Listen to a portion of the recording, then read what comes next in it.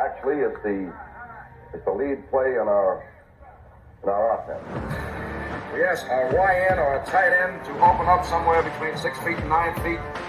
Get an isolation with the linebacker. Tell the tackle to take the defensive end if he's over him. If he's not, to drive down on the first man to his inside. If the YN has the linebacker taken out, he cuts inside. If the YN has the linebacker in, he comes all the way around. If you look at this play, what we're trying to get is a seal here and a seal here, and try to run this play in the alley.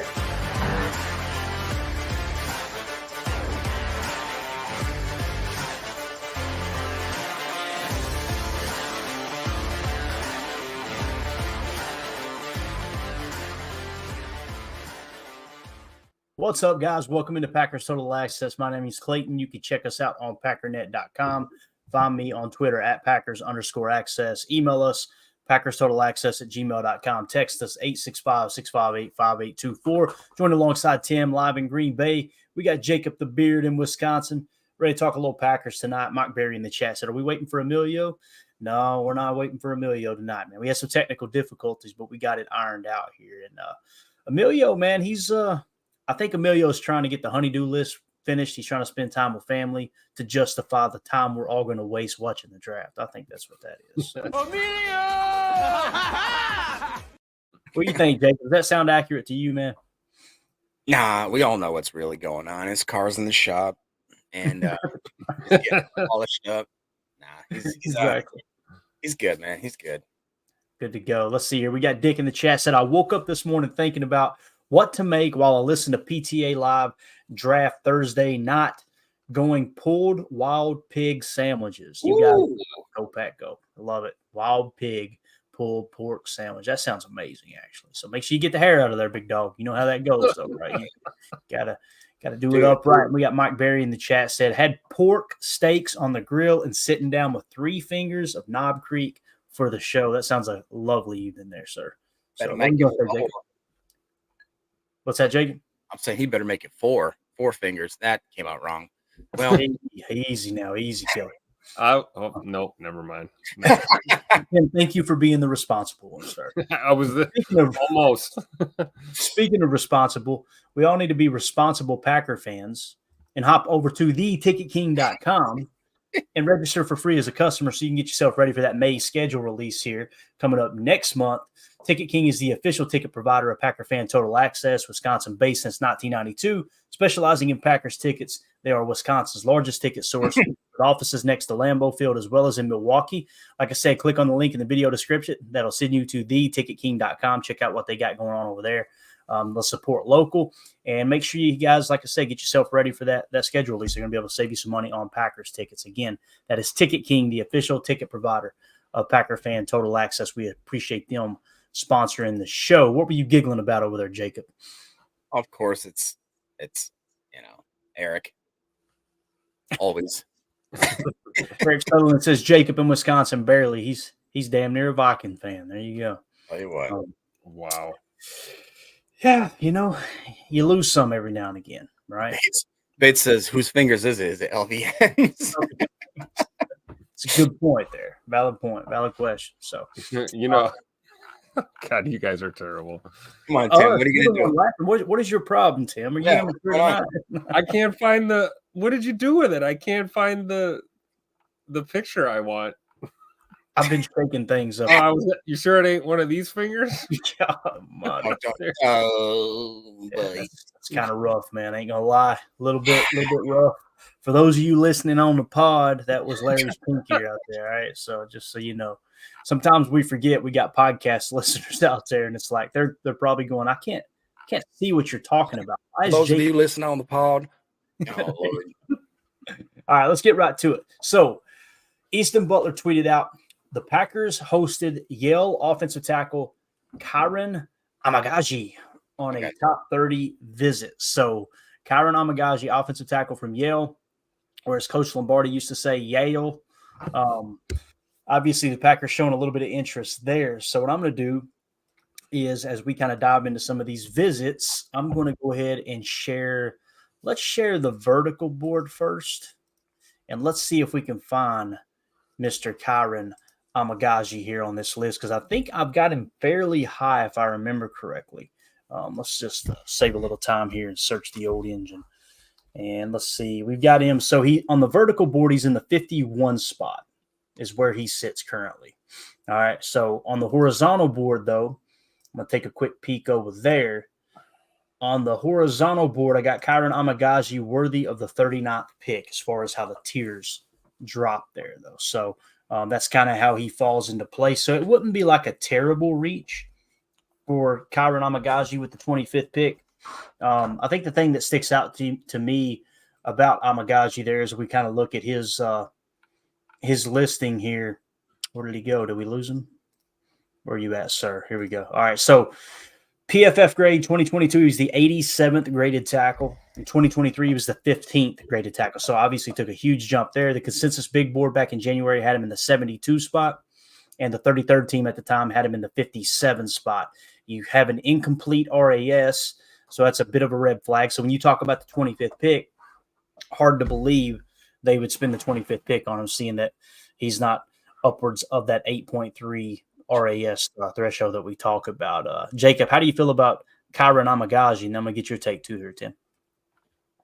Man, to be honest, I haven't given much thought to him just because I don't see us obviously being in that position or trading up into that position to get him. But, if Goody thinks that he is, the man with the plan, then maybe he will. I don't personally see, I shouldn't say personally. I think that if we were available to pick at that location, that he would definitely be on our radar. But for me personally, and for where we pick, I don't think that it makes sense for us to jump up and try to grab him. I don't think he's going to last till 52 personally. If I had to guess, I think he'll be gone in the first round, to be honest. You think so? That's my opinion. Yeah. Just because we've talked about how, Ryan, I've actually listened to Ryan's pod lately, and he was like, I think Ryan likes to be kind of, what's the word? He doesn't want to go with trends. So like he's like, well, 8 to 10 tackles are going to be picked in the first round. And he's like, well, I don't really see 8 to 10 tackles being picked in the first round. I think that the NFL still thinks that there are going to be 8 to 10, and some team is going to end up thinking that Kyron Amagaji is a first round talent. That's my opinion. I don't know if that's going to be felt out to be true. Is that 15th overall last year? I'm sorry, in 2022. Yeah, that is correct. Yes, sir. And then 87. I mean, that's a pretty good consistency. PFF, yeah, man. Yeah, and again, it's Yale. It's not like he's not Ohio State. It's not Georgia, but it's a decent organization. So I wouldn't mind if we got him in the first. If we got him in the second, I'd be ecstatic. So yeah. Yeah, so the consensus big board has him currently in the 77 spot. He peaked at 59. Tim, what do you think about Amagaji? And do you have maybe a beat on the 33rd team ranking? 33rd has him at 56th overall. Okay. Up a position from before, and then 10th overall at the position. So just some of the notes that I had is smooth movement, good hand use, grip strength. But he does have a little bit of an awareness lack thereof trait. I don't know, a little bit of lack of awareness because he is kind of a raw talent. That's what the 33rd team has on him. Raw yet strong and powerful O-lineman who possesses the hand use and movement skills to be a starting left tackle. So I think Jacobs, could be right here. There may be teams out there that see him, as a project worth starting. So, I could see him maybe late first round, early second round. You never know. Yeah. I think he'll be gone by the third. It's kind of how I'm feeling here. But I think 41 would probably be a lot better than 25. I don't necessarily think this is on their radar for 25, but we do have to take into consideration too what we talked about when it comes to how the Packers have reached in the past. They reached like probably right in between the 15th pick and the 50th pick last year. Or I'm sorry, the 13th pick and the 42nd pick last year. Those guys were ranked 15th and 50th. So if you go kind of right in the middle there, you're talking about reaching maybe 10 spots. That's a bit more of a reach for Amagaji at 25. So I'd say they've kind of got an eye on him for the 41 spot would be my best. So I actually mistaked myself. So I thought it was talking about Suma. Is it Suma Toyoya, or how do you pronounce his name? Suma. I've always called him Sua Mataya, but I'm sure that's wrong. Suma Mataya. So I think that he'll go before the gentleman we're talking about now. But I do still think there's a chance this guy goes in the first, just because like Prince made a good point here. He goes, we're all banking on the OT run in the first. Watch defensive positions get obliterated instead, since there are fewer top prospects there. I heard somebody say that the top 10 prospects could possibly be all offense, which would be the first time it's ever happened. I've heard multiple podcast hosts say that this is the weakest defensive draft in the first round they've ever seen in recent history. So, take that with a grain of salt as you will, but who knows?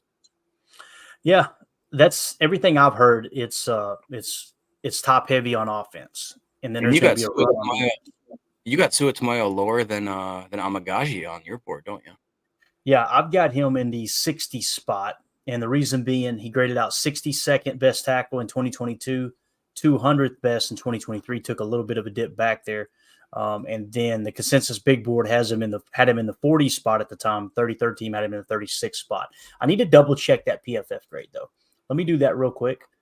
Give me just 1 second. I want to see and make sure I've got that grade right, because it might have got crossed up with the big board. I just want to make sure, because I've been catching a couple of errors here or there. Yeah, so 2023 his grade was 89.5, but he only had 234 snaps though. So I think what I did was I went with his big board positioning on PFF at the time, because it was such a small sample size. I didn't want to overgrade that, seeing that there was only 234 snaps in 2023. So there's some decisions you got to make when you're creating a board in that regard. When you get like a minimal amount of snaps, and it's like, okay, what do you really want to hang your hat on, right? So that's kind of how that's. Can I ask Tim a question? Yeah. Because obviously we know Mr. Tim is usually a defensive-minded type of person. Look at the grouping here from 60 to 68. You got Kingsley there. You got Tyler Guyton. You have Von Prawn. You got Cedric Gray, Oladapo, Zinter, and then if you really want to tack on, you can have Bucky Irving. Like, look at that grouping there, Tim. Where are you going? I know you like Von Prawn. I know you like defense. I know you like linebackers. What are you doing if the proverbial weapon is to your head? What are you doing? Cedric Gray. Is that real? Really? Yeah. I mean, I feel like linebacker is a spot that we've got to load up some talent there, but that would be my defensive pick there, I guess. Bullard's there too, Tim. Yeah, Javon Bullard.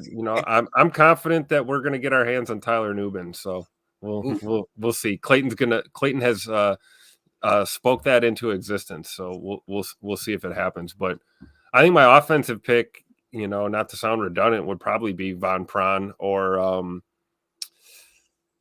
probably Zach Zinter maybe in that spot if we're talking, offensive pick. But yeah, you're right. I mean, Bucky Irving, good talent there as well. And then, it's tough because I'm trying to get myself out of that habit lately, Jacob. Like I'm so defensive minded. It's like we do have issues on the O-line. We got to shore up and address. And I think the draft's a good place to do it. So I would not be surprised if we go O-line early, possibly even at 25, depending on what's available. But yeah, I mean that grouping, like you said, that really 62 to 68, 69 is very interesting right there. You can even extend that a little bit. Look at that. DJ James, we love him. Josh Newton, Christian Mahogany, Javon Foster, we've talked about him. Jeremiah Trotter Jr.'s right there. Like, that's an interesting pick there. Yep. Everything's Mahogany is another one that's kind of crept up my list. Everything screams trade back, man. It really does. Yeah. And this is when Goody will trade up and take a receiver with like the 15th. Yep. That's what happen. You watch your mouth. Exactly. I did a really cool mock draft earlier. I'm embarrassed to say what I'm about to say, but I did a full mock draft where I worked the entire horizontal board. It took 2 hours and 45 minutes for me to work that board. And in the process, and the reason I do this every year in the final week, I came up with, I think it was 32 prospects to add to the board. So it's pretty strenuous as far as walking through that kind of mock. And the way I do it too is I force myself to trade back several times, so you could kind of really get a broader picture of where the depth is in the draft. I like how the draft ended up. PFF hated it, but I traded back like 5 times in a row, 2 or 3 picks, just to try to see, okay, where's the true value? And I ended up landing a ton of people in the top 50 on my board. It was really cool. So, So our Showers in here, man, he's just negative about everything tonight. Look at my man coming in. Oh, Here Showers says, I don't want the 10th best anything in the first, and neither should anyone else, or the second. And then he says, then he comes in and says, Rakestraw is extremely suspect, even at 41. Now Tim's gonna be on you. You are just a ball of joy here, Showers. We appreciate you swinging in and shining that light. So you continue to let that thing shine. So, all right. So the other news that broke, the other had Eric Goody going to break all of our hearts by trading up for a quarterback in the first. Oh my gosh. Goody going to cause a divorce if we trade up in the first to take a quarterback. No doubt about that. So the other one. Did you see Eric Sutherland's comment? Oh my god. Can we show it or no? Oh yeah, we actually can. That's funny. All right, pop it up there. Let's see it. Rakestraw going to be there at 25, and Goody's going to crush Tim's soul and draft an O-lineman. Well, even worse, Rakestraw going to be there at 58, and Goody trades out of the pick. It takes a running back or something, right? Yeah. So anyway, the other one, let's get into this real quick. Jalen Carlisle, safety out of Missouri. Okay, so Tom Silverstein tweeted out another Packers top 30 visit is Missouri safety Jalen Carlisle's, a 6'3", 229-pound prospect with the second longest wingspan amongst DBs at the combine with 80 and 5/8. And says more about him here at jsonline.com. Okay, so Jalen Carlisle. Let's see where he lands on the board real quick here on the vertical board, and then that's one of Emilio's boys. Emilio loves him. Is that right? Yep. Let's see here. I know I'm misspelling it. Hold on just a second, boys. Another one from Missouri. Jalen Carlisle. So this is one I'm not very high on. I've got Jalen Carlisle on the vertical board at the 247 spot, and the reason being, in 2022, 460th graded safety. In 2023, 422nd. And the consensus big board in January had him at 284. The 33rd team has him at 192. Of course, he did have that great RAS, which they kind of mentioned there. So when it comes to Jalen Carlisle, I think he does meet all the requirements, if I remember correctly. I'm going to hop over to the horizontal and check that real quick just to make sure. But I think he was one. Yeah, Jalen Carlisle meets the maximum threshold according to Packer Report when it comes to safeties for the Packers.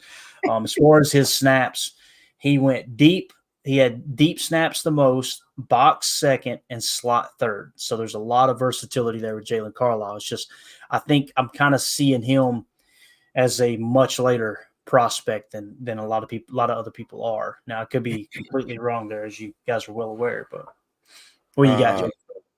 Yeah, I was just wondering, and so was Chris. Serious question for you, Clayton. What's the tattoo going to be that you put on your neck? Yeah, if I have to get a tattoo on my neck. And Smitty says it may be race car bed. That's my deal. I'll do something I've been wanting to do for a long time, and it would be some kind of tribal work with historical dates in it, maybe a little bit of I love how he's thinking about it. He's actually thinking about it. I love that. Believe it or not, I love tattoos. So, yeah, it would be something with meaning for sure. It wouldn't just be Emilio in his race car bed. So, it would be something that there would be as little amount of regret as possible getting. You know what I mean? Like okay, I'm going to try to justify it somehow, some way. I'm still going to be pissed if we trade up for a quarterback, but the tattoo will try to make that tolerable. You know what I'm saying? So, yeah. Anyway, it ain't happening, guys. Keep speaking it for me, Tim. I need you to pray on that tonight too, bub. Okay, get all over that. So, Jalen Carlisle again. I see him as a late round pick. Do you guys disagree with that, or what do you think? Let me go to consensus big board. Tim, if you could pull up Jalen Carlisle on the 33rd team and tell me what they currently have him at, because those numbers have shifted from when I originally made my board for sure. The safety out of Missouri. Let's see. 219th overall, 14th overall safety. Got it. Okay. Yeah. Yeesh. All right.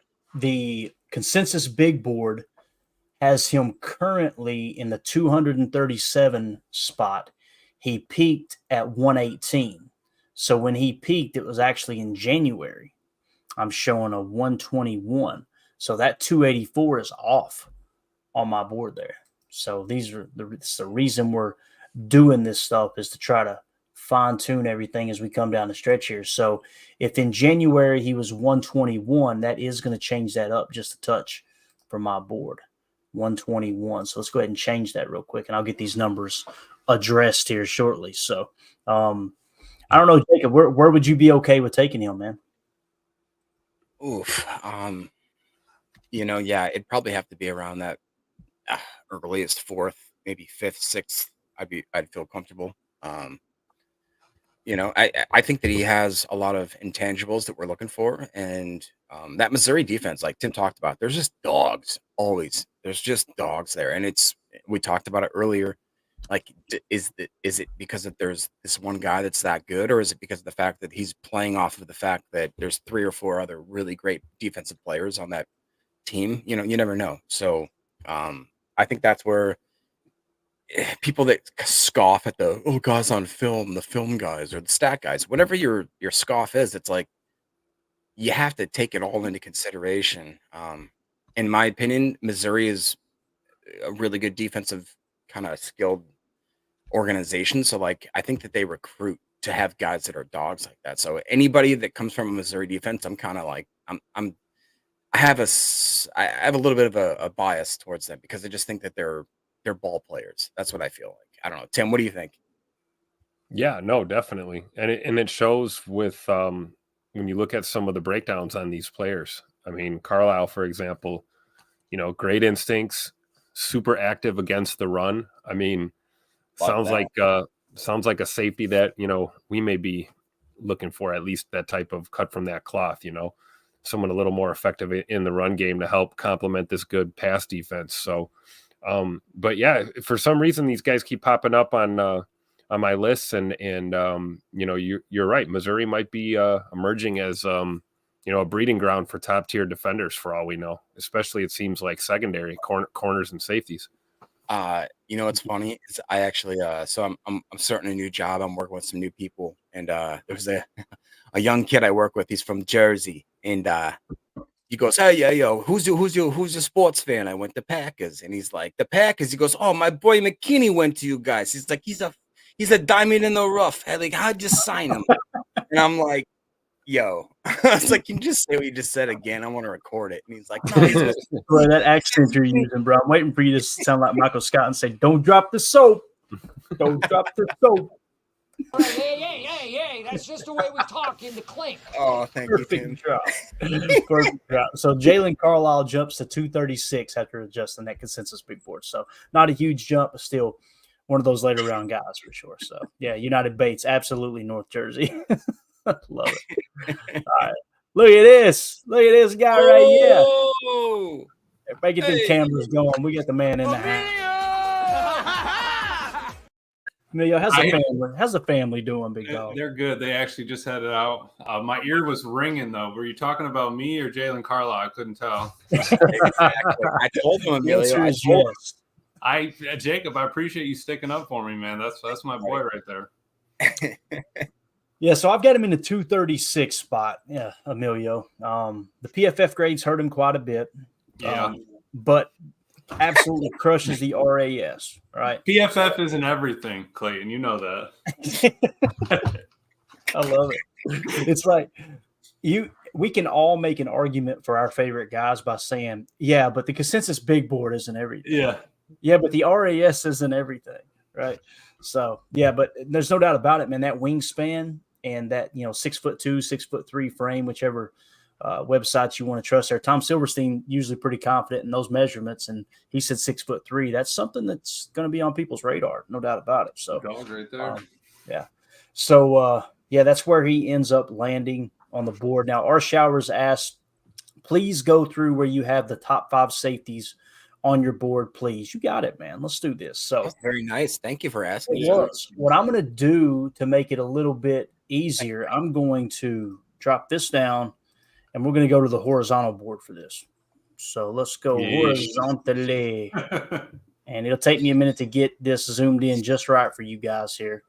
But let's see if we can get it in here where you can actually there we go. All right. So when it comes to the top 5 safeties, this is how my horizontal board sits. All right. You notice this huge void here until you get to Tyler Nubin.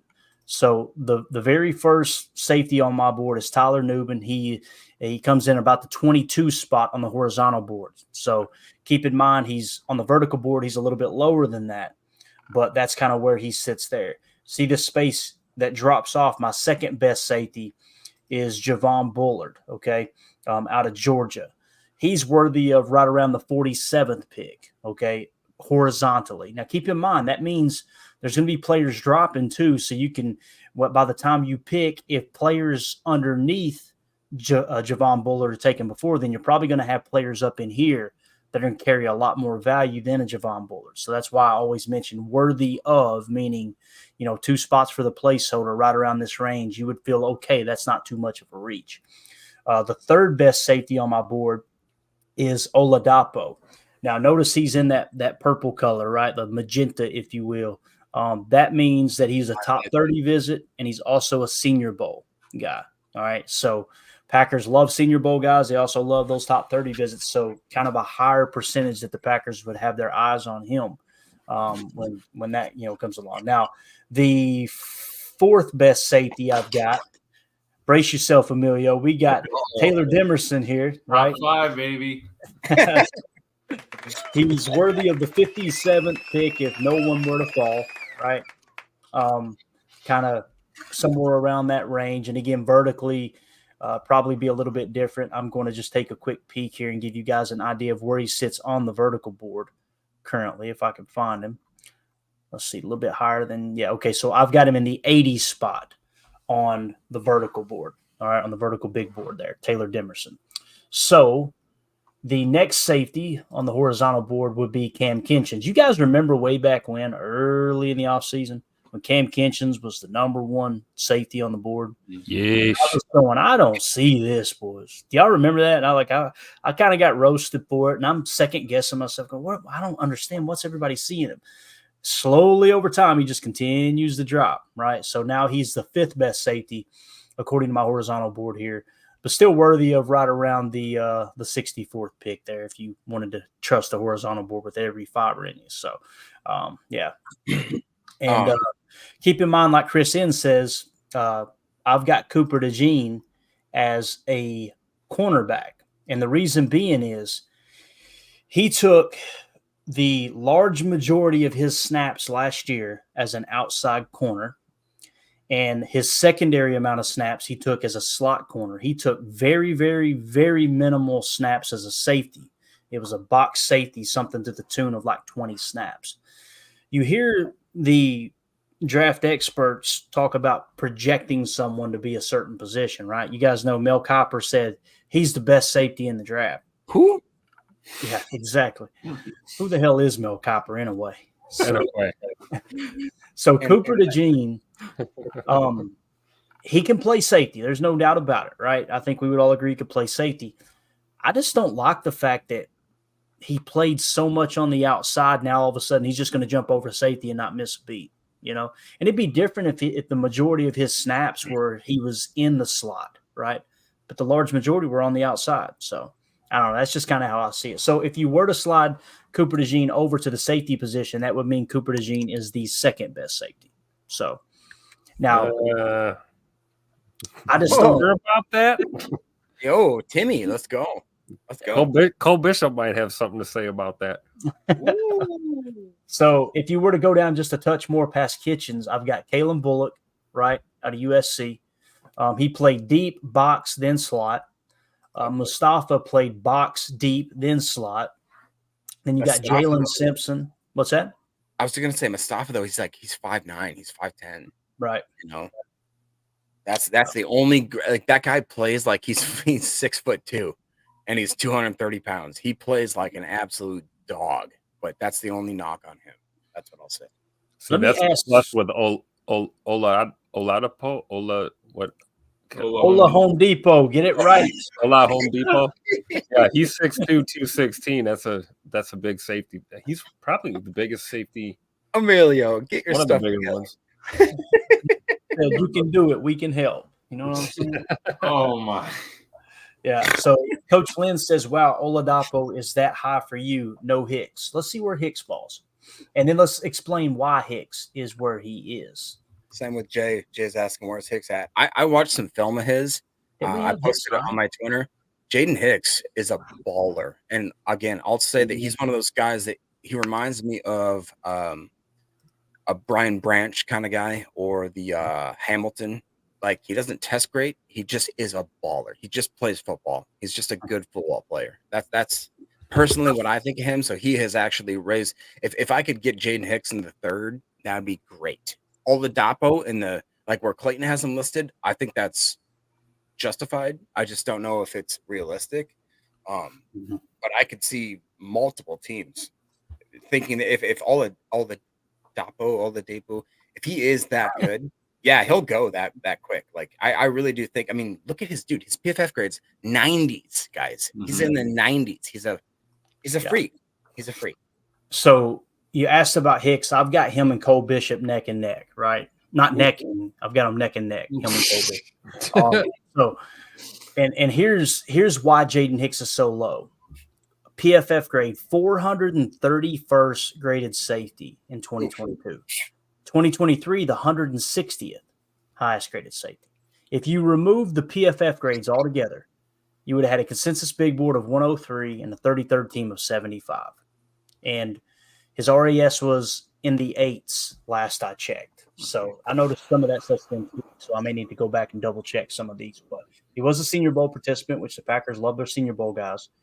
But I can't get beyond the whole PFF thing. You know what I'm saying? Emilio, what are you laughing? Eric Sutherland's already on my back. What he had to say. Eric Sutherland said Emilio looks more Canadian than Italian. That also doesn't look like Eric Sutherland in the picture. It's a very, very good point there. Who do you think you are? I am. So, yeah, I'm going to ask you, Emilio, how do you feel about where we got Hicks? And listen, guys, if you disagree, please say so. Like, this is, I welcome this. Are you guys, do you not take the PFF grades as serious as I do? Like, do you just kind of look at it like, it's just kind of a reference, or do you think it's something that really, truly matters? Right. Well, for DTD, it definitely matters. For Jalen Carlisle, it definitely does not matter, honestly. But I everybody has to have a spot. I really don't mind it. There's different ways to break it down. Everybody's board's different. So it doesn't really matter where he lands. It matters on how much you personally like him, how much you think Goody and, Jeff Hafley are going to like him. So that's where I think, we kind of get real splitting hairs down at the end here, where it's like, what's it going to matter once all these people are gone? We're just going to have the 11 we're looking at. And we're good to go. Right. And it's wild too, because when you go to the PFF grades, again, I just confirmed that 431st in 2022, 113th in 2023, but PFF has him 54th on their big board. So it's like, right. Which do you trust there? I'd rather go off the grades. I feel like the grades is something I just, again, there's about 7 different qualifiers that go into my board. So it's not like the PFF is going to skew it that much. And that's why that's why I like your board though, Clayton, is because it's not, all right, let's take 1, 2, or 3. We have 6, 7 different. I mean, by the time next year comes around, we might have 10 different additions, right? And each year we add something, and it really does look better each time you touch it. So I'm just excited to see it all come together. Sorry, I couldn't help. So someone asked a question here. I want you guys to carry the conversation. Clayton? Oh, hold on. We get to reverse it. What are you laughing at, Clayton? What do you mean? Why are you laughing? So I'm going to take a look at something here. All right. Shut up, Jacob. So Michael in the chat says, considering PFF is subjective, the stats need to be given equal weight. I'm going to go Google the definition of subjective, and then I'm going to come back and I'm going to try to look at the SIS data too. So what I want to pull up here is I want to look at I want to look at his tackle percentage, he being Jaden Hicks. And I also want to, Jaden Hicks. And then I also want to look at his passer rating when targeted, since we're talking about stats should be given equal weight. So you guys carry the conversation, man. I'm going to see if I can get SIS to fire up here. I'm just saying, as soon as Emilio joins, I can't stop laughing, and I hate it. I love you, buddy, but like every time. The problem is I'm not even looking at, like how we can see each other normally. I'm still on the guest version, so I'm just laughing at myself. Like I don't even see Jacob laughing in the background, but I can hear him laughing, right? Like I can hear that he has that happiness in his voice. I can hear the beard. Yeah. All right, I'm just saying. Oh boy.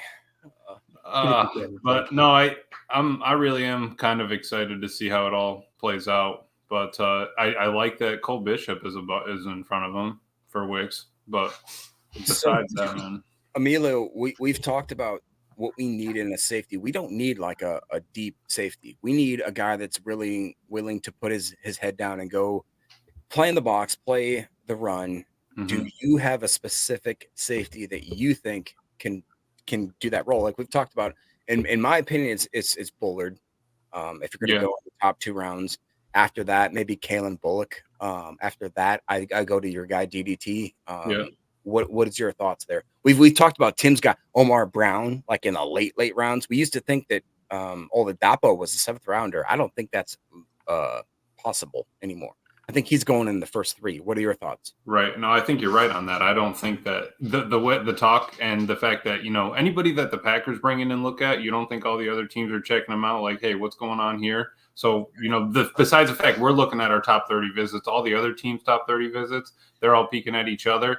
I definitely think you're right in the fact that, there's a couple different levels there. Bullard, I would probably take in the first, 2 there. For that downhill safety. We need someone that's not always looking to backpedal, right? We need someone that's going to plant that foot and come downhill and not be afraid, like you said, to stick your head in and break it up. We need quick reactions. We need someone that can flip their hips if they get sucked in on a draw play and it end up being a pass. So I like that. I really do like DTD for that. And the other thing is that Jalen Carlisle, I know you brought him up earlier, that dude is a freak as well. Like for how fast he can run and move.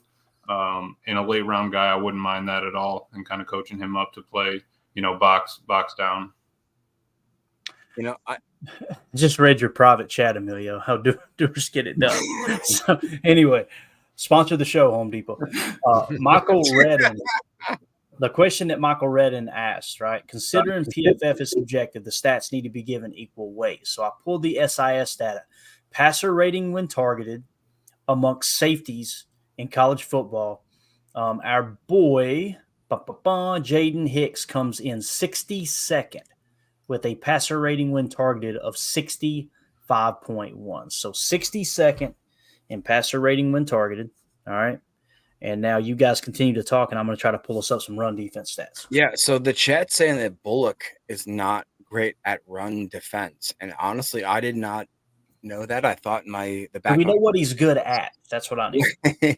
Well, Bullock is that typical slot / box safety, but people are saying that he's not great at tackling. And honestly, like Emilio said, like that's. I didn't say it. People said it. I didn't.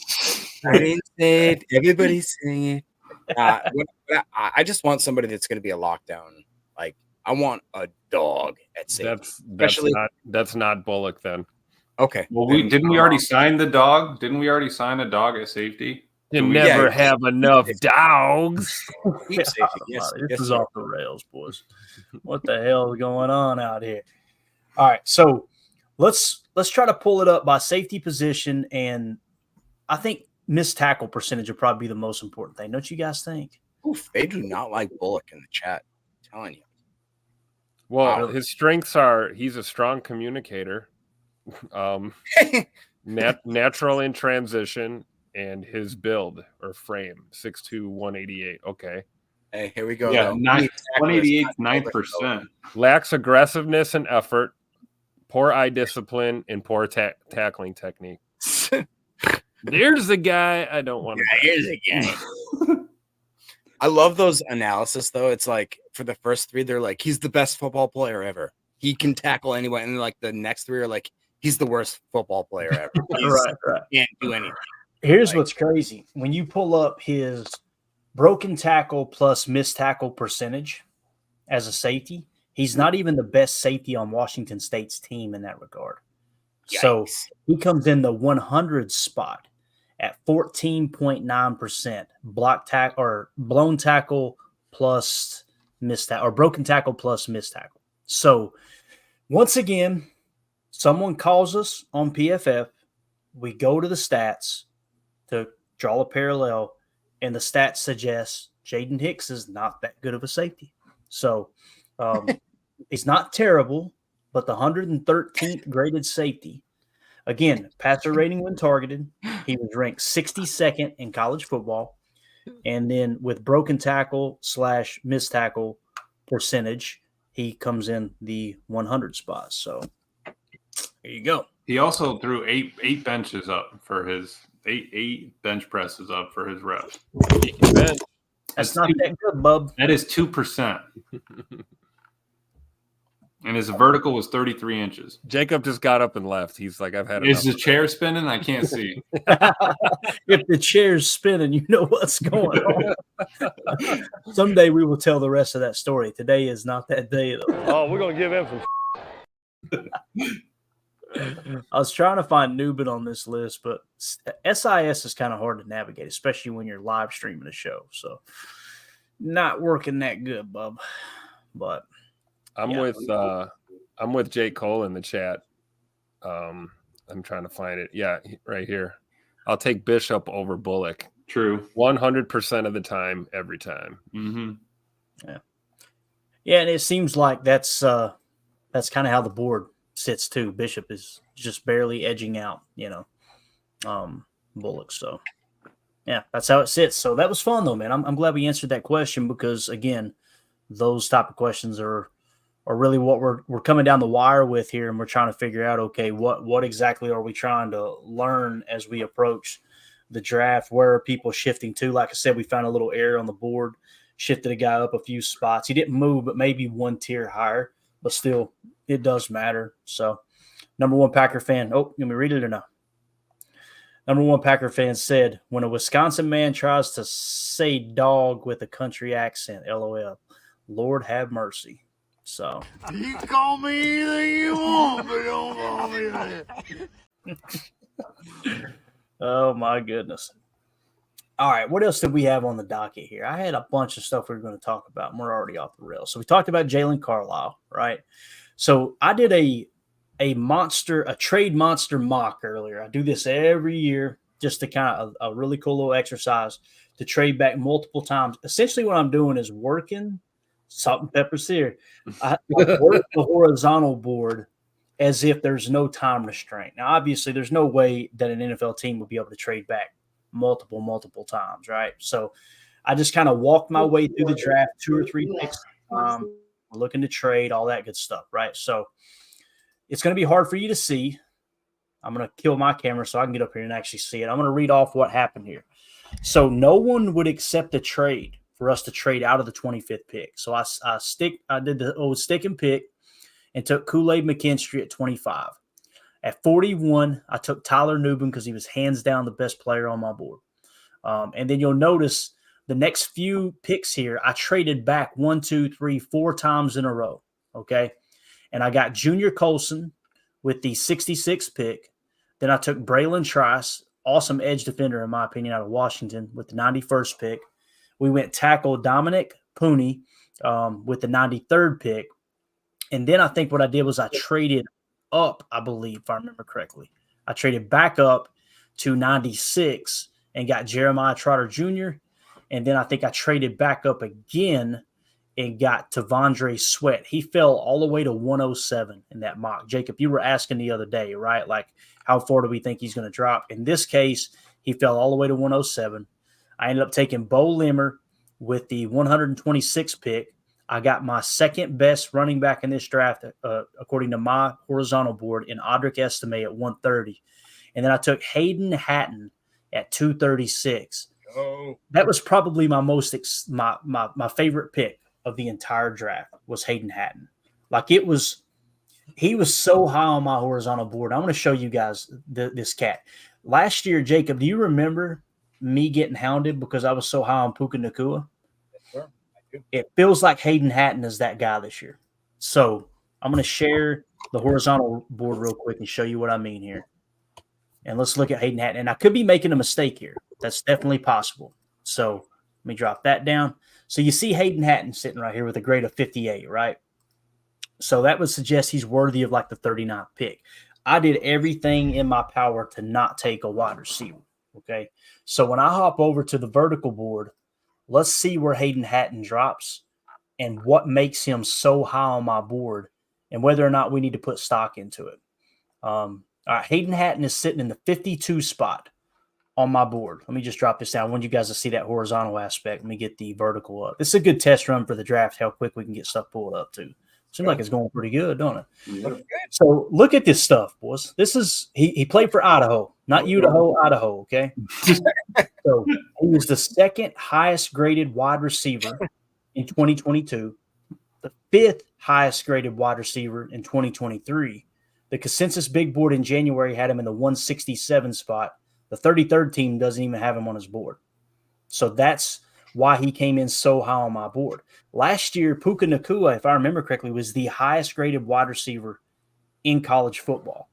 And he dropped because it's like, oh, well, no, I couldn't figure it out. I was just he had a little bit of injury concern is what his thing was. I looked it up. Yeah. And it was very minimal, but they saw he was a small school kind of guy, like kind of thing. And like, dude, Puka was unbelievable. Unbelievable. Tim, double check and see if Hayden Hatton is on the 33rd team. I don't think he is. Not. Okay. What I'm going to do is I'm going to hop back to the consensus big board and see where they got him. And we're going to try to find all the information we can on Hayden Hatton. Because I'm telling you, man, there's something there. You know, the draft's getting close to the mock draft database website is slower than molasses right now. Everybody's on there trying to get the information. So let's see here. Hayden Hatton, where are you at, buddy? Because I'm pretty sure he's going to be extremely low right now. He's in the 384 spot. Hayden Hatton is. So why? My question is why? Why is Hayden Hatton so low on the board? Does anybody have an answer for me? Because I can't figure it out. Is there injury concerns? You know what I mean? Like it's small school, and the fact that we have possibly the best wide receiver draft in the top 10 that we've had in the last 10 years. Think about it. Wide receivers going, arguably, you could say that the top 3 wide receivers are definitely going to go in the top 7 picks, top 10 for sure. That's my opinion. And we've talked about it. Like, it's crazy because this is a draft where it seems like it's wide receiver very heavy to the point where we're looking right now. Hayden Hatton is a guy that is just he's a freak. Like, he's a freak, and he played for the is it Idaho, I believe. Idaho. Yeah. Idaho. So, maybe people are sleeping on this guy, and you know what? Good. Do it. Sleep on him. I remember a guy that was from Alcorn State. Y'all remember him? I do remember that guy. Yeah. So he was ranked 167 on January 21st, and watch him drop here down to 220, down to 224, down to 285. They've stopped playing football. 291. 299, 303, bottoms out at 366. Then March 17th, somehow, some way, jumps from 366 to 299, and then slowly declines again. I can't figure it out. What coach said there? Yeah, Coach Lynn says one of my wide receivers I coach played with Hatton at Idaho. He told me he is a dog. So, Coach, here's a guy being slept on. Do you want what Draft Buzz has on him? Yeah, let's see what Draft Buzz got, man. So he's 6'1", 209, 9 2/8 inch hands with 30 6/8 inch arms, 74 6/8 inch span, 40 time of 4.63, shuttle of 422, a vertical of 39, broad of 112 or 12.2, 3-cone of 7.17, and benched 14 reps. They have him as a overall rank of 336, position rank 41, Okay. UDFA. I'll say it's because his 40 time. That's why he's fallen. His 40 time was 4.63. There Okay. you go. Nobody 11th percentile. Exactly. So nobody's gonna be looking at the guy in the top of their percentile. Like they're not gonna draft this dude in the fourth rounds, but maybe he's one of those crazy guys that you can get in the 5th, 6th, 7th round that like actually makes a difference. He actually makes it. Like we've talked about how the fact that the Bows and those kind of guys, like they're not gonna be immediate starters. It's just not gonna happen. No matter how much we want them to be that, that diamond in the rough, it's like this guy could maybe actually be that, and we get him as in a discount. Hayden Hatton is a baller. So, yeah. Was he at the combine? Do we know? Was he at the combine, Hayden Hatton? Because the reason I want to know if we have a GPS time on him through the gauntlet. It was from his the 40 time was from his pro day. Okay, gotcha. So he probably didn't get invited to the combine then. I don't see a combine time on any of them. No. All right, I'm gonna pull. Oh Lord, have mercy! Did y'all hear that? It cut out. All right, you can hear me right now, right? Mm-hmm. Yeesh. So y'all ain't even ready for this, man. I'm about to blow your minds here. So we're gonna pull Puka Nakua's RAS. All right, brace yourself, boys. This is hideous. All right. I apologize for the ads. Hopefully this thing don't start screaming at us here. So Puka Nakua's RAS was a 5.17. His 40-yard dash was 4.56. So that is significantly better than the 4. What was it? 4.6 what again? it's 4.63. 4.63. Okay, so Puka Nakua 5.17. He was at 6'1", similar size there, right? Vertical jump was cheeks. Shuttle was absolutely horrible. Look at the shuttle, right? Mm-hmm. And he's one of the best route runners in the game. It's just wild, absolutely wild. So let me hop back out now and see if we can find our boy, his card. And again, that is Hayden Hatton. Give me just 1 second, guys. Here. What are you laughing at, Emilio? Nothing. I can't be on a stream with you, dude. we just laugh at each other every freaking time. Oh man, good to be Like back. a private chat, Jacob. Oh no. Is the chair spinning? All right, here's the Hayden Hatton RAS. This is wild. He's got a 6.78 RAS. So it's officially a 4.69 40. 20-yard split was decent. Shuttle, the shuttle was way better than Puka. The 3-cone right in the same ballpark. Vertical jump 39 inches. He's 6'1", just like Puka. 14 bench reps. I don't know, man. I'm just saying this is a guy might want to keep an eye on. It's going to be at least interesting to see where he's drafted if he is drafted, right? Because it just feels a little bit like Puka, man. His receiving is tough. Yes, it is, Brett. You guys talk amongst yourself. I'm going to read this private chat, and why the heck y'all are laughing like schoolgirls? I don't know. Honestly, like, what do you guys think? Like, what are the actual projections that we could actually take a wide receiver? I mean, well, you said the top 3 are going to go in the first 7 to 10 picks, probably, right? yes, sir. Yes, So you're saying Malik Neighbors, Harrison Jr., and Roma Dunze? yes. Okay, so of the top tier group, who do you think falls? Who would be your first? Beyond those 3. To be honest, if Brock Bowers falls to 16, I think that Goody is talking to a lot of people. And not because he wants to replace Musgrave or Kraft. I think that he sees Brock Bowers as that H-back, what DeGuara was supposed to be. That's my opinion. I'm Are you planting that flag? We're going to take a tight end in the first round, Jacob. If we I would only plant that flag just because that's the most Goody thing you could ever do.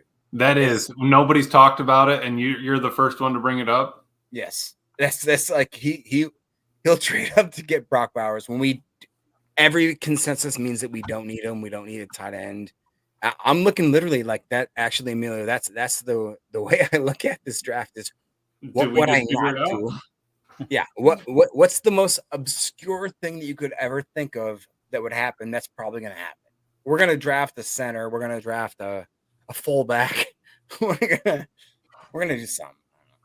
That would be wild if he pulled the trigger on a tight end in the first round. Randy Yeah. Cleaver says our wide receiver room is good. Don't think we need to draft one. See, that's why I took him in the 200s. I looked at Hayden Hatt and I'm like, why not? You know, why not take him right there? Late round for sure. Yeah, I'm not suggesting you spend a third or a fourth round pick on Hayden Hatt. I'm just simply saying, like, why is he not? It's got to be the 40. It's the 40. It's got to be. That's it. You know, and maybe he is just kind of a possession receiver, one of those type of guys. It's hard to find a whole lot of write-ups on him. I know that. But M. Smitty said in the chat, Clayton, based on that composite ranking, I sent you Puka was one spot higher than Wicks. That's pretty wild to see those guys kind of grouped together, right? Pretty cool stuff there. So I think Wicks is wide receiver number one, and I don't mean wide receiver number one in a sense of let's force him the ball. I think he's going to be your best route running wide receiver, and I think he's a guy that you can't afford to take off the field. Keep him on the field, move him around from the slot, move him to the Z, let him play flyer, all those things. So. Well, we talked about it a couple of podcasts ago where it's like you can't look at Brock Bowers in the same way as like, do I take a tight end in the first round? It's like, do I take a slot receiver in the first round? Like this guy is that talented where he defies the stereotypical area that a tight end should play. And he's, what is he, like 6'4", 235? Like the guy, he can move. And he's faster than most tall wide receivers. So that's an interesting component there. Yeah, Brock Bowers is, in my opinion, I could be wrong. He's definitely that wider. He's a pass catching tight end, right? Blocking is not his strength, but he is just. I mean, he is a dog in the passing game. There's no two ways about it. As far as him, could he play H? I'm sure he could. I just don't think you would want him to because he's more valuable flexing him out and creating those mismatches. Like if you show an 11 personnel, defenses have got to decide, are we going to treat it like true 11 or are we going to treat it like 10? Or if you come out in a 12 personnel, are you going to treat that like an 11 personnel because Brock Bowers is one of those two tight ends that's on the field, right? So as far as Sanat, now I've heard Sanat more of that H-back, right? But that's what I was going to ask. Do you have any opinions on Sanat? So Sanat comes in on my board a little bit lower. I'm a little bit lower on him than most people. I've got him with a grade of 136, which kind of puts him in that range of you can make a case for him being picked right around the 100 spot. Again, I wouldn't take him there. That's not what I'm saying when I'm talking about the horizontal board. It all depends on how the draft falls. But Ben Sanat is technically in the 144 spot on my board. He does meet the maximum threshold for the Packers at tight end. So the problem with taking Brock Bowers, if he does fall, Brock Bowers is a day one starter. There's no two ways about that. But what do you do with your other tight ends? You're going to be playing 12 personnel. Do you try to mix in 13? If you mix in 13, guess what? You're taking Wicks, you're taking Reed, you're taking those guys off the field, right? Yeah. So it's like you got to kind of look at how your roster is built right now and say, okay, to me, the strength of our roster is 11 personnel. And if Musgrave goes down or he needs a breather, Tucker Kraft can come in and fill that role. Which you guys heard me on Chalk Talk all year. I was pounding the table saying, please stay in 11 personnel. It's working. Tim, that top 10 highlight reel of Jordan Love, the NFL Network did, and we broke it down in the Chalk Talk segment. Every single play was 11 personnel, was it not? Yep. You could see it all year, man. The offense completely opened up when we were in 3 wide receiver sets with 11 personnel. So, I don't know. It's just something that it's something to keep our eye on as we move forward. If Brock Bowers is sitting there at 25, I'm totally on board with taking him at 25. As far as trading up to get him, I think it kind of throws a little bit of a wrench into what you're going to do schematically. It's a good problem to have, don't get me wrong, but again, going into the offseason, and this is just how I'm looking at it, I'm not saying this right. We had a top 10 offense, and our defense was what struggled. We came in about the 16th spot. So it's like putting all your eggs in that basket to try to get an extra tight end. I'm just not that big of a fan of. I'd much rather you take a corner there or trade up and try to get, Quinyon Mitchell or whoever Goody thinks is the best corner in the draft, right? Or trade up the number 1 and take Tyler Newman. You know what I'm saying? Joke. It's a joke. So I'll get tweeted at for that. All right. Anything else y'all want to hit on? We're at the hour mark. See, Emilio jumps on here, it goes off the rails, and this thing flies by. I did all right. I thought I stayed on the rails. You did all right. Other than the chat there. Yeah. Emilio, you got anything you want to hit before we get off here, man? No, man. Appreciate being back. Good to see everybody. Glad the chat's still churning out, and I'm excited. What were you saying? 4 sleeps away? Is that it? Yeah. It's it's wild, dude. Thursday, it's here, and you'll be up Friday. Is it everything still looking good on Friday? Yeah, everything's still looking good here. So yeah, second and third round is gonna be awesome Friday night, man. We're here, boys. Draft week is upon us. Right. We thought it was never gonna get here. Where's Omer? Wait, no, we got 4 more days. Yeah, we haven't seen Omer. He'll be back after the draft. Then he'll come in and go, "My God, are we going to talk about history all the time?" I'm tired of breaking down these prospects. What are we doing? Eric Sutherland says, "I want a corner at 25 or trade back." That's how the large majority of the mocks fall for me. And I would be totally fine with taking Nate Wiggins or Kool-Aid McKinstry, anybody in that range. I'll pop this up here one more time just to show you. We look at the corner and then we'll get out of here. Quinyon Mitchell, got him technically in about the 7 spot on the horizontal board. Kool-Aid McKinstry technically around the 16 marker there horizontally. And then you got this group right here of Nate Wiggins, Terry and Arnold, Cooper DeJean, and Enos Rakestraw. I'd be fine with any of those. Are there any? The only one there though that doesn't meet the 8.3 RAS threshold that Goody kind of keys in on there with the first round pick is Enos Rakestraw. Other than that, I think they all kind of meet that criteria. If Rakestraw falls to 41, I'm all about that. That's for darn sure. So, yeah. Anything else? What are you laughing about it, Jacob?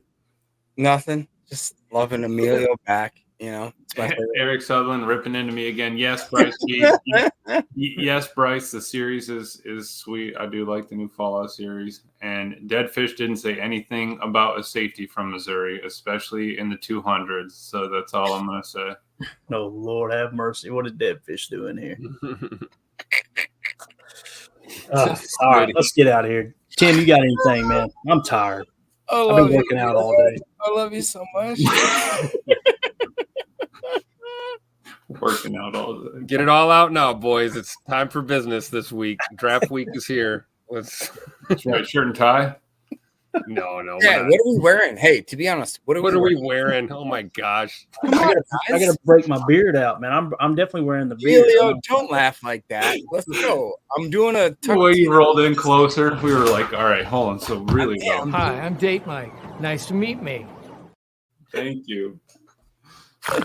Oh my God. Tuxedos, right? Tuxedos. Jacob, you can just wear the neck tats. We're all good. I'm gonna be wearing some stuffed crust pizza on my chest. I know that. Now, the 3-hour extravaganza that is the first round. Sorry, you guys don't take this as serious as me and Emilio. Me and Emilio. Tuxedo, buddy. You gone? I mean, I'll dress up. Let's go. I'm talking suit and ties, bro. Okay. Right, cool. Yeah, let's do that, Tim. Let's do that. We'll do that. Come on. How are you gonna? You're gonna get pizza sauce stains on your good shirt. Mandy's gonna be pissed. She is gonna be pissed. She's gonna be like, "We rented that thing. We got to take it back." Hey, come on. Oh, God. Chad has spoken. So again, people are going, "What are you guys talking about?" We're going to be going live for all 7 rounds of the draft. So make sure you tune in. Also, God Almighty, what? Would you shut up for just 1 second, Jacob? So, Tuxer, go home. I'm trying to do a promotion here, for God's sakes, Jacob. All right. Sorry. So we're going to be giving away this autographed Paul Hornung jersey. Tim had to kill the cam. We're going to give away this autographed Paul Hornung jersey on not one of the draft during round one for our Patreon members, right? If you're a member of the Patreon PTA Posse and you are supporting the channel in that regard, we're going to be putting everybody on the pinky wheel, all right? Giving away the have you guys haven't seen the wheel yet, have you? No. Oh man, Emilio cooked this up for us. What do y'all see this? No, I haven't seen the wheel. Giggity, bro. When Dylan Labe, whatever his name is drafted, we're hitting Lobby. Okay. Thank you, Jacob. I know you're president of his fan club. Giggity. So this right here is what the wheel is going to look like. Wait, where's Eric Sutherland? Wait, it's coming. The rigged comment is coming any minute now. Absolutely. Yeah, it's coming. If you're a member, like I said, of our Patreon group, PTA Posse, then we will make sure your name is on this wheel. We're going to spin it during round one, and we're going to give away that autograph. Right there's Eric. So don't keep playing no games, Eric. You're right there, man. Exactly. So, yeah, rigged for sure. I told you it's the safest, most secure giveaway. Mm-hmm. Oh, don't do history of the United States. All right. So, can we get off here now? Are we good? Everybody good? Everybody get it all out of the system? We're I don't know. Yeah, we'll discuss fashion advice off the air. Need to get Caleb Williams on here to talk about it. You know what I'm saying? See if he can help us out. So, Emilio went, ooh. Hey, Emilio, did you hear the other day? Ryan, I was listening to Ryan's pod, and a couple of the advertisements hit. They actually an advertisement that played before his show was Fallout. Was it? Yeah. Cool. I missed it. I've been listening to a bunch of them with the family in town, but no, this next week I'll be burning back through them. So I'll it's a good show. I liked it. Yeah, unlike this one, right, where people are suggesting that we wear banana hammocks during the draft show. So, all right. That's what she said. All right. We're out. Again, make sure you're entered into the contest. We don't want people to be left out and go, oh, man, when's that giveaway? So, and another contest, too, if you go to Ryan's Twitter page, @pack_daddy, you can join a contest here. It's free. Google Docs. You just fill out that Google Docs form and try to predict the Packers draft class coming up here. And you get a chance to win a $125 gift card to Fogo, which is a Brazilian steakhouse restaurant nationwide. So make sure you guys get yourself in there. Like Jacob always says, you can never have too much meat. So get in there and get yourself entered into that contest. All right. I'm so happy Emilio's back. I can't stop looking at him. That's the problem. All right. We're out. Thank you all so much for hanging out with us. We will see you tomorrow for PTA Live.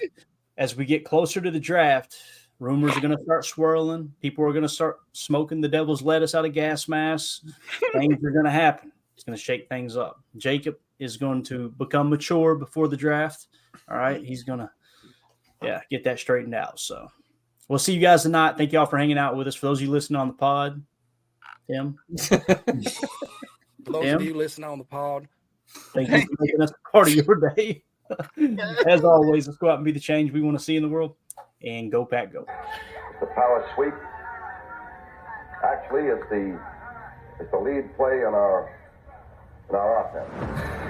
We ask our YN or a tight end to open up somewhere between 6 feet and 9 feet. Get an isolation with the linebacker. Tell the tackle to take the defensive end if he's over him. If he's not, to drive down on the first man to his inside. If the YN has the linebacker taken out, he cuts inside. If the YN has the linebacker in, he comes all the way around. If you look at this play, what we're trying to get is a seal here and a seal here, and try to run this play in the alley.